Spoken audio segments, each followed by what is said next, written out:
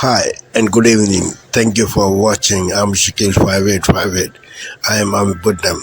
Now the latest headlines from world channels and news agencies.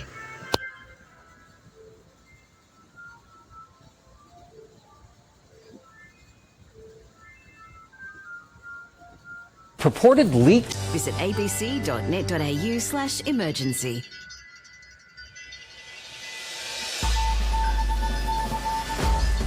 Today, a landmark inquiry to deliver its findings into the Northern Territory's response to domestic violence cases.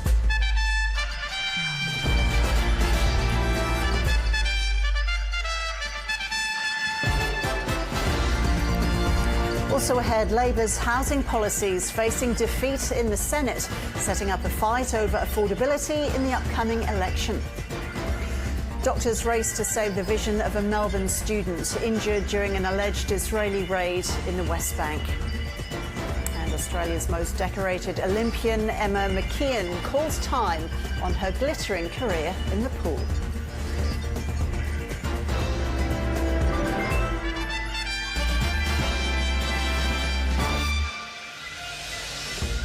Hello and welcome to ABC News. I'm Ros Childs.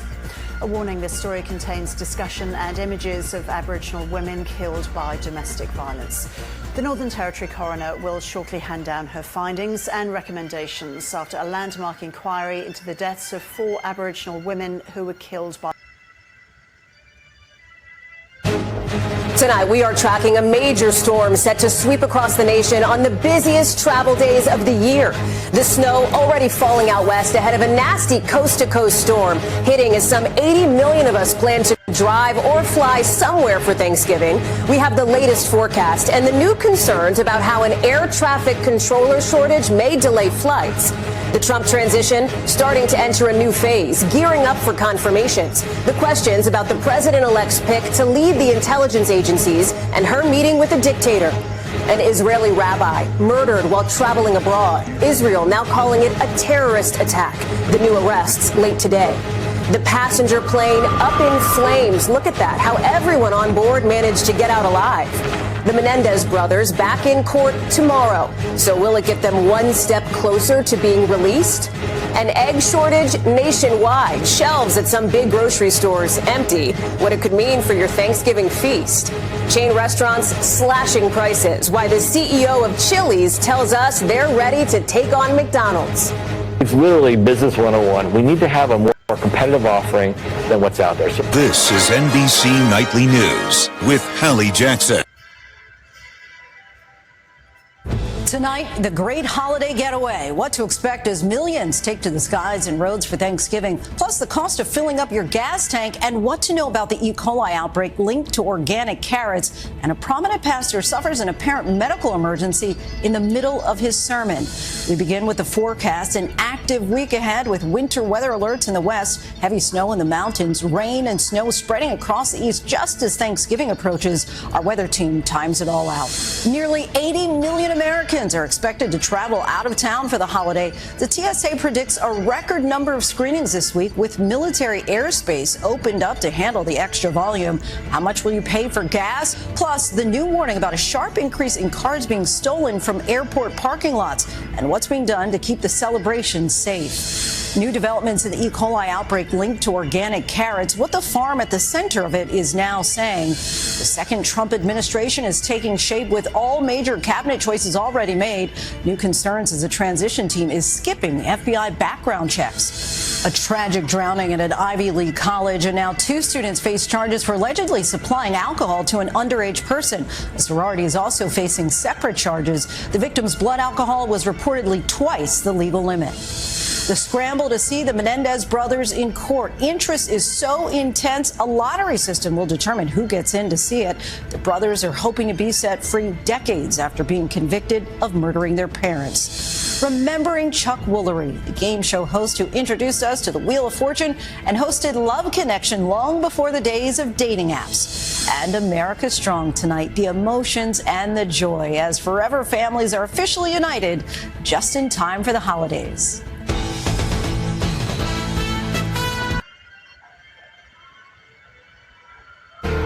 On this Sunday night, allegations of hate during a Montreal protest. The swift action by one of Canada's largest coffee chains to disassociate itself from the act. Tax break backlash. I think it's a bit of a slap in the face. What advocacy groups are saying about the Liberal government's plan to cut checks for millions of Canadians. The fluoride debate, why Montreal's removing it from the water, and what the science says. And the unofficial start to the holiday season. We take you to Toronto's 120th Santa Claus Parade. Global National, reporting to... Every one of them is going to have a hearing, a fair process, and then what they're going to have is a timely vote in the United States Senate. The inauguration is January 20th. With me now is CTV News political analyst Eric Ham. Hello to you, Eric. So Matt Gaetz exiting, taking himself basically out of this whole process was Trump's first loss. Do you think with him out now, there will be renewed scrutiny on some of his more controversial picks like Pete Hegseth, Tulsi Gabbard, and RFK Jr.? Yeah, so those controversies and the problems that each one of those candidates brings certainly doesn't go away because Matt Gaetz decided to withdraw from the nominating process. In fact, I think the scrutiny on each of those individuals will only grow more difficult. And I think what we're seeing right now is that scrutiny, particularly on Pete Hegseth and Tulsi Gabbard, is going to become much more intense. And now that Matt Gaetz has already withdrawn, the question becomes, do Republican senators feel more emboldened, or are they willing to actually move all of Donald Trump's nominations through the process very, very quickly? Now, given the fact that what we're seeing right now with the war in Ukraine and tensions in the Middle East, I think this Hegseth nomination, which clearly they're working overtime to try to get him over the finish line, that I think could be the next big hurdle for the incoming Trump administration. So as you rightly point out, Republicans, some of them expressing concern about fast tracking or using recess appointments. Does this show the system is working? I mean, some Republicans obviously willing to put themselves at odds with Trump in favor of respecting the process? Well, I think it all really doesn't show how much these senators are willing to actually buck Donald Trump until or unless we actually see them have to take very difficult votes. And clearly, given the fact that Donald Trump was willing to stand down so quickly on Matt Gaetz, suggests that perhaps he has been, like other presidents, is willing to actually course correct. Now, will he be willing to do that on a number of other nominees? It's unclear at this time. But what we are seeing here is, even though there are some very controversial picks, as you mentioned, people like Pam Bondi and, of course, Donald Trump, Commerce and Treasury Secretary, these are individuals that perhaps might not have as much scrutiny, even though all of these candidates certainly are going to go through a very thorough vetting by the U.S. Senate. Well, let's talk a little bit more about Pam Bondi, because I said in the intro, kind of a way to add creative spin to healthy exercise. So I recorded a series of runs for 10 months in Toronto, just running the same route of a stick man. I compiled about 120 runs into a video, 25 seconds, threw it on TikTok. The internet took over, and it's about 25 million views on Twitter, probably another 15, 20 on Instagram, and the rest. It's everywhere. I wanted to shout out my wife because she gave me the idea for the stick figure. I planned it around Christmas last year, started my first run January 1st, and my last one was October 25th. From a running experience, it's actually a terrible idea because you're constantly looking at the map, you're constantly looking, where do I need to pause Strava to then resume Strava to get the angle that you need. I pretty much always have some creative project on the go. By trade, I'm an accountant, so this is kind of how I get the creativity in. If you have a creative idea in mind, even if it's weird, even if it's a lot of effort, just try it, put it out there, do it the best you can, see what happens. Now that takes creativity and dedication, and apparently it's not the first time he has used his fitness tracker to create this type of art. Last summer, he used his tracker to create images of animals. So what's next?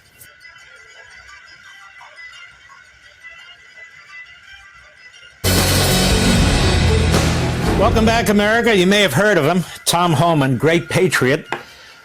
He is the incoming real border czar. Donald Trump wanted a real border czar, and he's going to have a great border czar.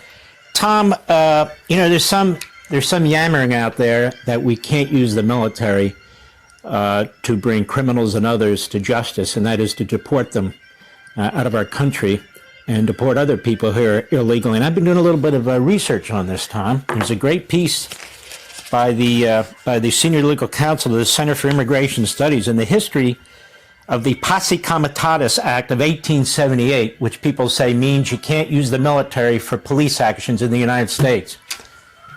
That's not what it says. Not only is that not what it says, that's not why it was passed. It was passed to prevent the U.S. Marshals from being able to call up the military without the authority of the President of the United States.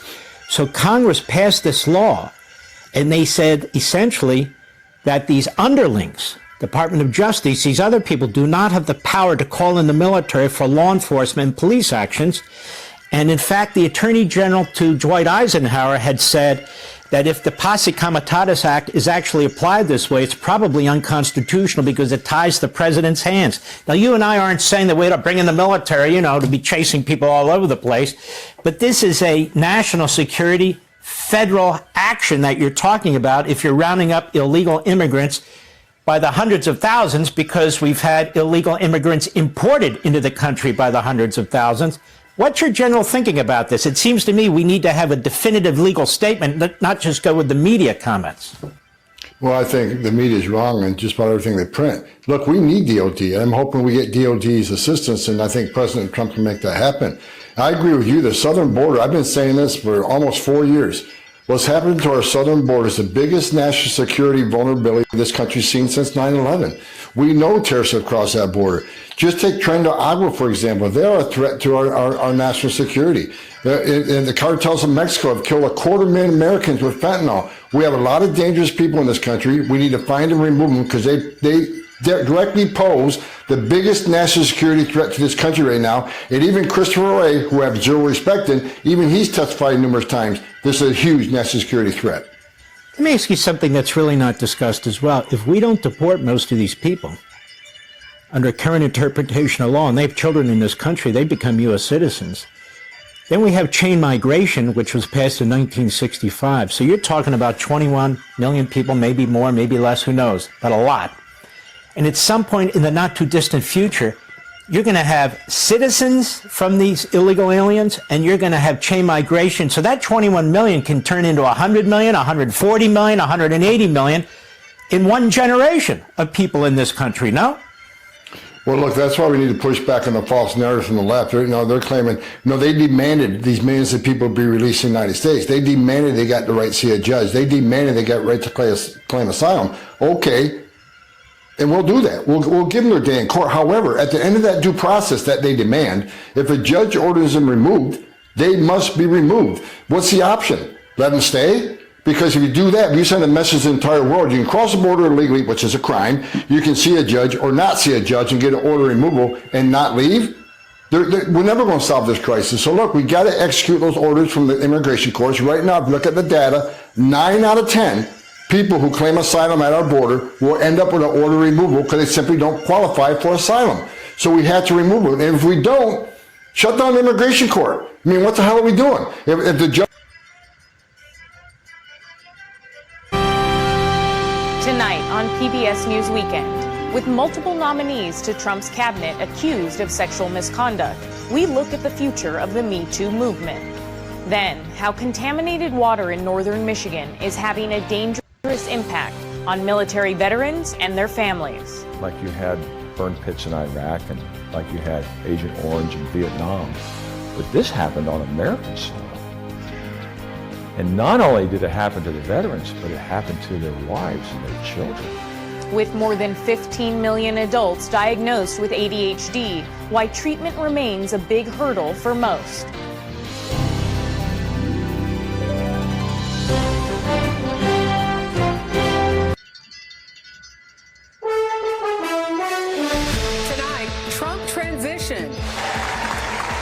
are new questions about the vetting process for cabinet positions and whether it could slow down confirmations. I want to make a decision on each one of them on the merits, as I've done in the past, and I can't do that without the background checks. Also tonight, holiday getaway. Nearly 80 million Americans are traveling over Thanksgiving. There is good news for drivers, but flyers, beware. I'm Chanel Call in Newark Airport, where the TSA is expecting this holiday will be one for the record books. And the weather warnings that will impact your commute. Plus, a court appearance for the Menendez brothers. They're currently serving life for the murders of their parents 35 years ago. Tonight, what their attorney says could set them free. Also, major recall, the problem that is forcing hundreds of thousands of cars off the road. And later, the talk of the table on Thanksgiving Day. I'm Janet Shamley, and in Houston, what does it take to turn out 30,000 Thanksgiving pies? We'll show you coming up. This is a slippery slope to death on demand, a move that would prey on vulnerable people to end their lives for fear of being a burden. That's one side of this impassioned argument. The other, that a change in the law is well overdue to prevent unnecessary suffering to those who are dying, a compassionate measure to give agency and choice to the terminally ill. Friday's parliamentary vote will determine which argument prevails among MPs, but support for a change in the law among people in England and Wales far outweighs opposition to it. A new poll by the think tank More in Common found 65% of the public support assisted dying, 13% oppose it and 22% were undecided. 55% said they would consider assisted dying if they were diagnosed with a terminal illness. 19% wouldn't and 26% didn't know or wouldn't say. That support isn't unconditional. It is based on having strong safeguards. In particular, we found to protect those who are vulnerable. So we heard both in the focus groups and you see in the polling, the most convincing argument against legalisation is that people could feel pressured. The new bill would substantially change the law as it stands. Intentionally helping another person to end their life is currently illegal. This new bill would give someone expected to die within 6 months the right to choose to end their own life. It requires 2 independent doctors and a judge to determine whether the person satisfies the criteria.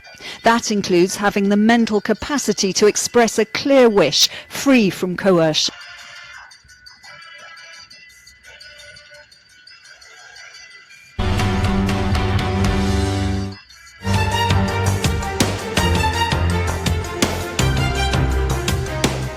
Updating this hour's top stories, Pakistan scrambling to maintain peace.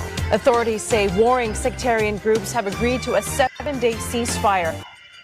Killed more than 80 people. 200 kilometers away, Islamabad under lockdown as Imran Khan supporters plan massive protests. Well, this International Day for the Elimination of Violence Against Women, we look at the rape and murder of a doctor in India's Kolkata 3 months ago and examine the country's justice system as well as why critics say more needs to be done. And Hezbollah claims it has launched one of its largest ever aerial attacks on Israel, pummeling military targets in central and northern parts of the country. The IDF says 250 projectiles were fired from Lebanon. The militant group says it targeted the Ashdod naval base in southern Israel for the first time.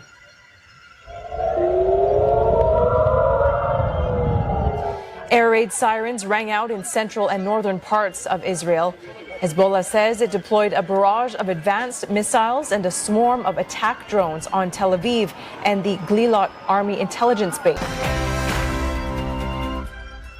Hello there, good to see you on this Monday morning. Storm Bert dominating the programme today, leaving a trail of disruption. Hundreds of warnings still in place around the country. At least 5 deaths have been reported since the storm hit, and a major incident's been declared in South Wales. The First Minister there has rallied round the people of Wales, describing the situation as devastating. We're live here in Pontypridd in South Wales. We'll be bringing you the latest as we speak to residents and support workers affected by this devastating storm, as the First Minister describes it as absolutely devastating. The assisted dying bill claim they have enough support for it to pass, but could a split in the cabinet cause chaos?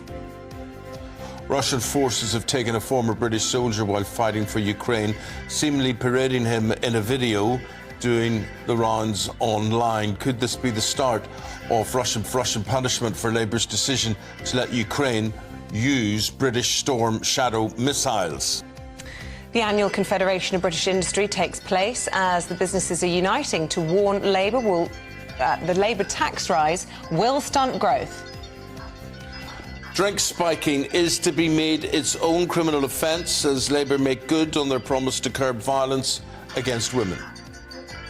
New research shows more than half of us expect food prices to rise thanks to the inheritance tax raid on farmers. Lib Dem Chief Whip will be sharing her concerns with us this morning. A new royal documentary last night has caused outrage, with Queen Camilla labelled a wicked stepmother. Met Harry at a polo match. I asked him about Camilla and his face darkened and he said, everyone treats her like a goddess, but in fact she's the wicked stepmother.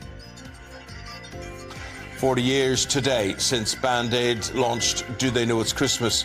All these years later, it's still making headlines as Ed Sheeran questions whether the fundraiser creates bad stereotypes of Africa. We'll debate that this morning. We saw disruption from Storm Bert over the weekend, only slowly clearing away today. Find out all the weather details coming up in the programme soon. Hello there, very good morning to you on this Monday morning. I'm Eamon Holmes. I'm Isabel Webster and this is GB News Breakfast.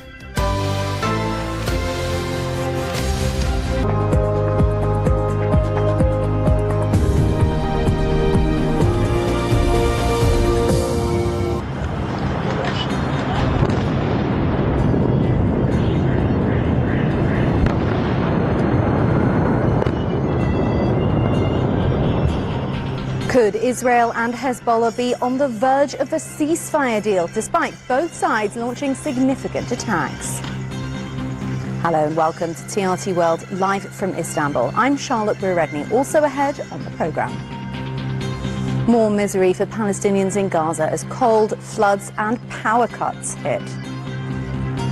Tens of thousands of protesters march on Pakistan's capital, demanding the release of Imran Khan. Police have blocked roads and cut phone services. And trying to stop plastic choking our planet, the quest for an international treaty to cut waste begins in South Korea. Amid warnings we'll soon be unable to cope.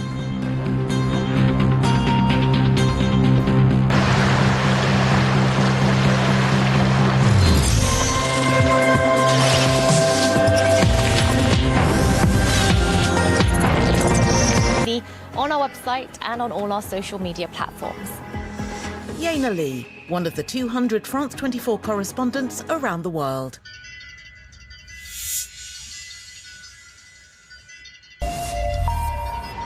Hello and a warm welcome to you if you're just joining us here on France 24. You're watching Daybreak with me, Eve Irvine. These are our top stories.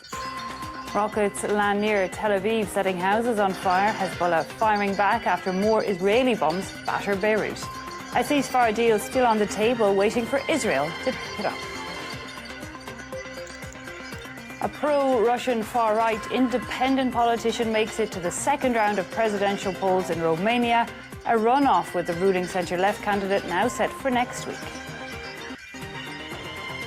And the world is ignoring the biggest humanitarian crisis on the planet. The plight of the people in Sudan, where war rages on and starvation is near. The head of the Norwegian Refugee Council calls on the international community to react. Good to have you with us. Well, also coming up, agreeing we have a problem with plastic, but not clear about how to clean it up. A summit in South Korea aims to find ways to reduce or use of a substance that is literally everywhere, from our clouds to our seabeds. Liam McGuinn will be looking at that in our press review.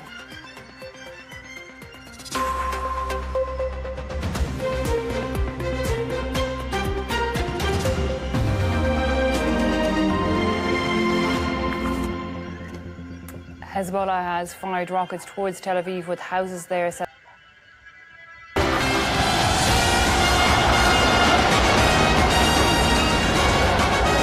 이어 공화국지를 형상한 수레가 들어섰습니다.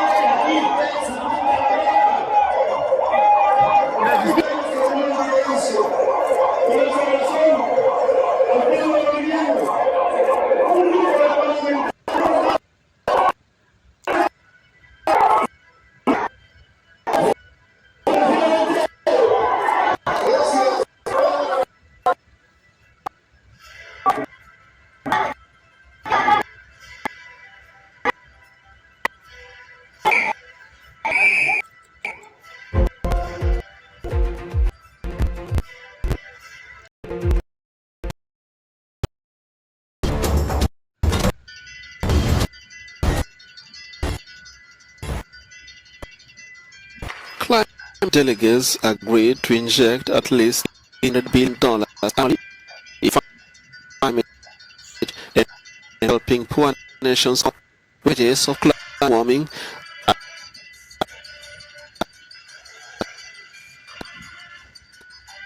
His Labour caretaker Prime Minister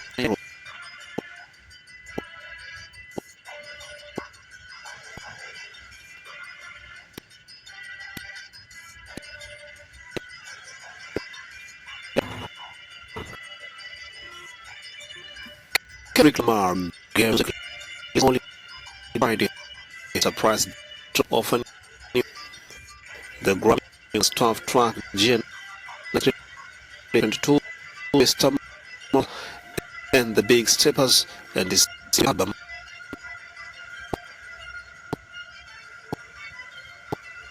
A song like 3 weeks at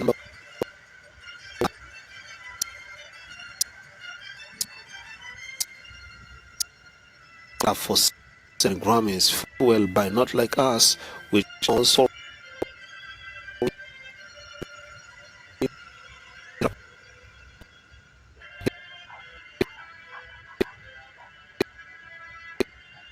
on tour. Lamar will also land February's Apple Music Super Bowl halftime show in the New Orleans.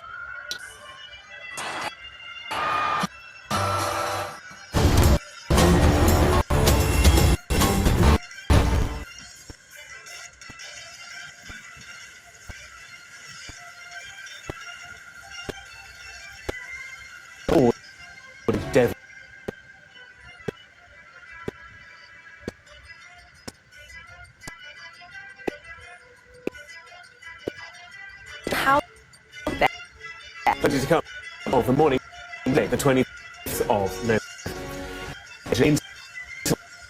As rain, flood, and wind caused across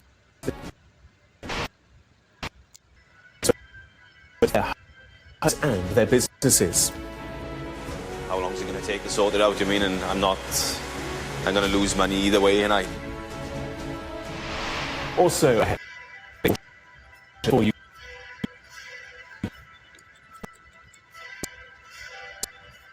What can be paid?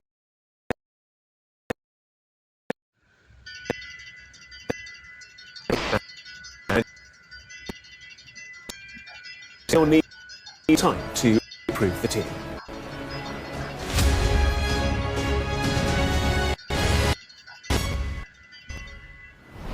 Good morning. Storm Bert has brought chaos and to part of the UK. People have been killed since the storm hit, and hundreds of the impact so far. Well, a severe flood is in place for them.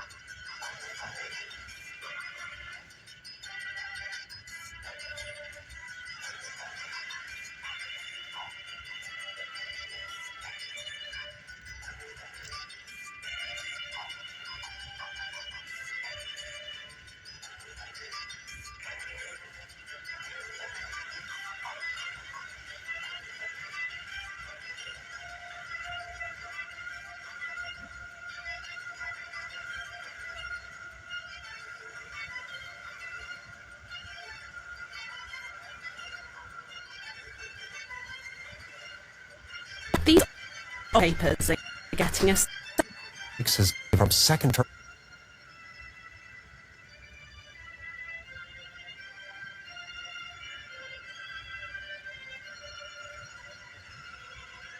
today.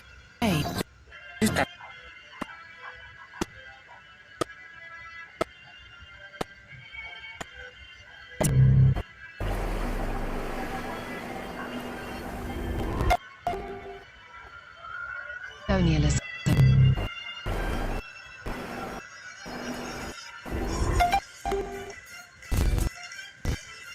DW News live from Berlin. Fighting between Hezbollah and Israel intensifies. Israel strikes